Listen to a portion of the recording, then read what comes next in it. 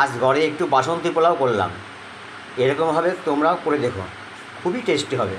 আমি প্রথম গোবিন্দভোগ চালটা ভালো করে ধুয়ে নিয়ে জল ঝরিয়ে একটা বড় পাত্রে রেখে শুকিয়ে নিয়েছিলাম। এবার বড় পাত্রে চালগুলো নিয়ে ওর মধ্যে পরিমাণ মতন ঘি, পরিমাণ মতন হলুদ এবং পরিমাণ মতন লবণ দিয়ে ভালো করে মিশিয়ে নিই। এবার ভালো করে মিশাতে হবে, এবার ভালো করে সুন্দর করে মিশাতে হবে।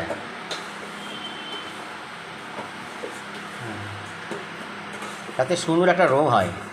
ভালো করে মিশাতে হবে চালটাকে। ভালো করে মিশালে সুন্দর একটা কালার আসবে, বাসন্তী কালার আসবে। দেখো আস্তে আস্তে কালারটা ফুটে উঠছে। হ্যাঁ, সুন্দর একটা কালার হয়েছে।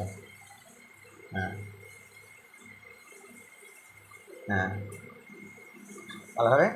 এবার চালটাকে 10 মিনিট রেখে দিতে হবে। 10 মিনিট রেখে দিতে হবে। 10 মিনিট হয়ে গেছে। এবার আমি চলে আসলাম। এবার কড়াইতে পরিমাণ মতন তেল ও ঘি মিশাতে হবে।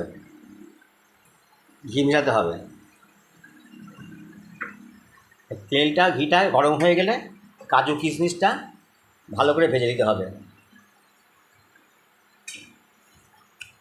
এবার কড়াইয়ের ঘিটা গরম হয়ে গেছে, ওর মধ্যে কাজু কিশমিশটা হালকা করে ভেজে নিতে হবে।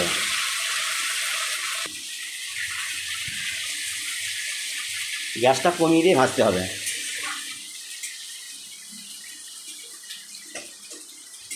হ্যাঁ হ্যাঁ, এবার সুন্দর ভাজা হয়ে গেছে। এবার কড়াই থেকে ওটা নামিয়ে ঠান্ডা করতে হবে। এবার ওই ঘিয়ের মধ্যেই 2টো তেজপাতা, একটা দারচিনি, 2টো এলাচ, লবঙ্গ দিয়ে নাড়াচাড়া করতে হবে। একটু ভালো করে নাড়াচাড়া করতে হবে। হ্যাঁ, নাড়াচাড়া করার সময় দেখবে সুন্দর একটা গন্ধ বার হচ্ছে। আচ্ছা, ভাজা হয়ে গেছে এবং সুন্দর গন্ধ বেরোচ্ছে। এবার এর মধ্যে 2 চামচ আদা কুচি এবং